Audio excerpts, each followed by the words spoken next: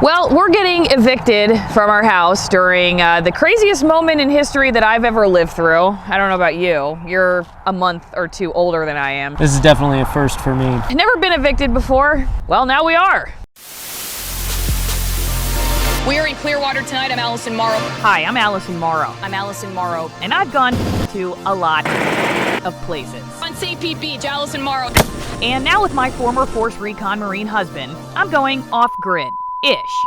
We're doing this video not because we want people to feel bad for us, but really because we want to give you an update if you're following the channel on what's up with the Airstream, which we bought now almost 2 years ago and have gutted, but that's about it. And then also because there's solidarity in shared experience, and we know obviously there are millions of people who are unemployed right now, and a lot of folks who are facing living situations that either they can't afford or they have to move, they're getting evicted. And we just wanted to share our story so that you know that you're not alone. We've been trying to keep everybody updated on our journey to move into this Airstream, which is behind us here, which has taken many hits.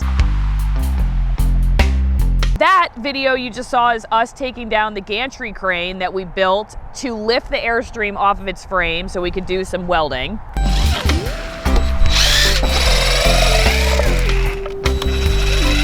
Which we had to then disassemble to move out here, and that was 7 months ago. Now we're taking the gantry apart. We got hit by weather. Lots of snow. Lots of snow. First off, it is up to my waist in the parts where our neighbor John did not plow. Wow, look at this. And we were patiently waiting for this weather. Yeah, this weather. Then, after the winter lifted, we were just getting ready to start work again, and then COVID hit.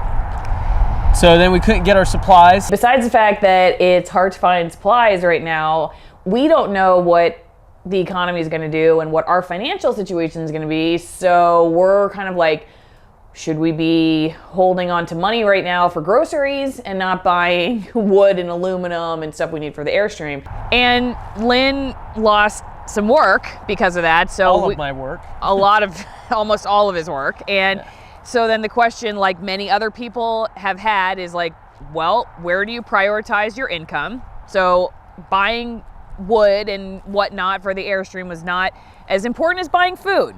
Or paying rent. Or paying rent. And then we had our first child. It's a girl.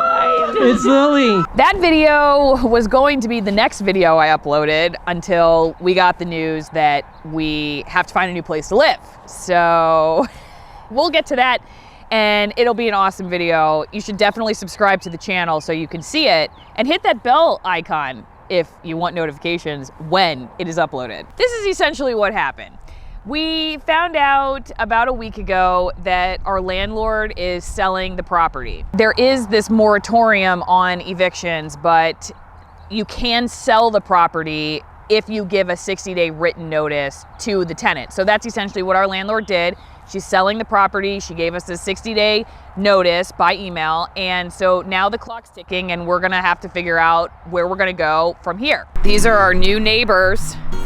I don't remember their names. We just moved here 6 months ago, and we really believed that this was the last move we were going to make until we moved into this Airstream and bought property to live on while we built our homestead. That's the ultimate plan. And we thought this was it. This was our last move until we do that. And that was 7 months ago. And it's heartbreaking because we have loved it out here. It's the first time that we've had our horse, Sassy, on the property. She was born when I was 11, and that she's never lived on the same land that I've lived on. So bringing her back here last November was a dream come true. So touching back on the whole COVID thing and work, this was gonna be, first of all, my best year for my business. We had contracts scheduled all the way out till second quarter of 2021, which was exciting by itself because that's been, anybody who's had a small business or a startup, 5-6 years is your tipping point, and we were there. We were realizing our goal. It was starting to tip over, and then COVID hits and everything is all stopped. That hurt in a lot of different ways too, because again, that's expected income when you're having a baby and So there was all of that. And now, because of the timeline of when we have to do this move, because we don't have any choices in the matter. It's the timeline is the timeline. But now I have to make the decision of go do work, the first paying work I've had in months, or move. And there's no way she could do it. One of us has to physically do it.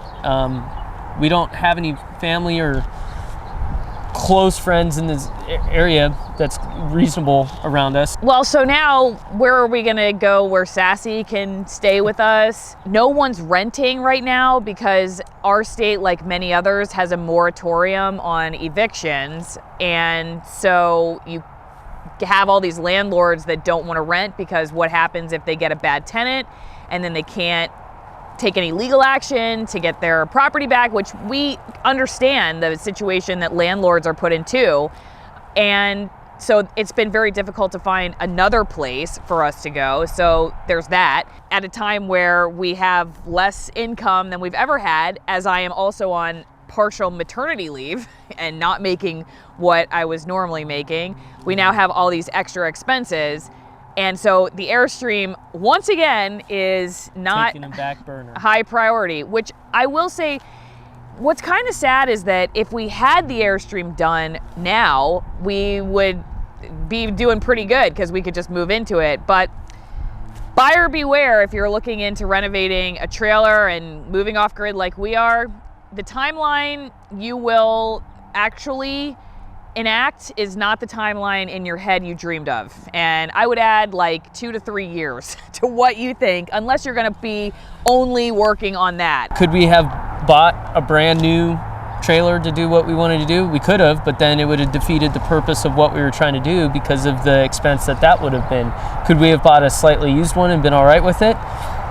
We could have, but again, we were looking at longevity, and there's a whole bunch of things that factored into the decisions that we made, and there was no way on earth possible that we could have foreseen World War Z, even if there was availability in closer to like city centers as far as like places for us to live. I don't know is that I feel that comfortable with us doing that. Once you live like this, there is no going back. It is really hard to live on 10 acres or even 1 acre and then go back to 1,000 square foot rental house in the suburbs or back in the city. And I actually made a video about how glad we were that we got out of the cities back when COVID originally hit because of like all the craziness that was happening there. We don't want to be strapped to depending on the grocery stores, the pharmacies, the gas stations, like all the things that urban culture specifically really does rely on. And you see one little kink in the system and it all starts to shut down. And now we're like, well, God help us, we do not want to go back to that. Like, we thought we had gotten out just in time. We're like, we're so good, we didn't foresee this, but thank God the providence of the holy has taken us out here. And now we're like, okay, what just happened? We can't go back. I am still very thankful though that we did that. Yeah. So, and it showed us that this is the life we want. We definitely want a life where we've got land, where we've got quiet, where we can have a garden, which we also just planted and we will not reap our harvest from because we will be leaving. New homeowner will. Yeah, new homeowner is gonna have quite a bounty from this property, but maybe we'll get the onions because I think they only take like a month or so. I hate moving, folks. Moving is terrible. Doesn't matter how you do it. You pay somebody to do it, well, now you get to feel bad for how much you paid for it. Or you get a good deal on paying somebody to do it, like what happened to me, and then your stuff gets, vandalized, stolen, and destroyed. True story, Lynn did have his medals stolen off of his uniforms from the moving company when he moved out to Seattle to sweep me off my feet. It was worth it, because you got me. Yeah. But we would like those medals back if you're out there somewhere.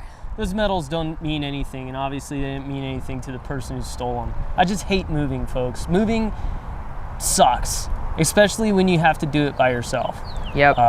There's nothing fun or good about it. you always, I mean, we just finally felt like we were at a state of being unpacked. We literally, I think, unpacked the last couple of boxes just We do have like few one weeks ago. box. Yeah. And To be fair, we still have one box. to be fair, Again, we made this video not for like sympathy votes or anything, really just to say like, hey, this is what's happening. If you join the channel for the Airstream renovation, FYI, it's just taken another hit, and we're gonna start working on it again as soon as we possibly can, but we've gotta, you know, one foot in front of the other on this move. Also, we wanted to just share our story because we know there are people out there that are really hurting, and sometimes it's easy to think that like it's only some kind of people that this happens to, like, oh, you know, must not have been planning well financially that you got yourself in this position, or you weren't, you know, in a stable job, or you didn't maybe have an education, so you didn't have the kind of job that has stability. And it's like, I have a master's degree. Lynn served in the military and special operations for 12 years. And it happened to us. Like, it's happening to all kinds of people of everyone. different races, ages, genders, socioeconomic levels, education, everybody this is hitting. And I know sometimes you can feel alone and isolated in that, and I wanted to just be able to share our story to say you're not alone, that there are a lot of people out there right now who are, you know, facing similar situations, and we're one of them.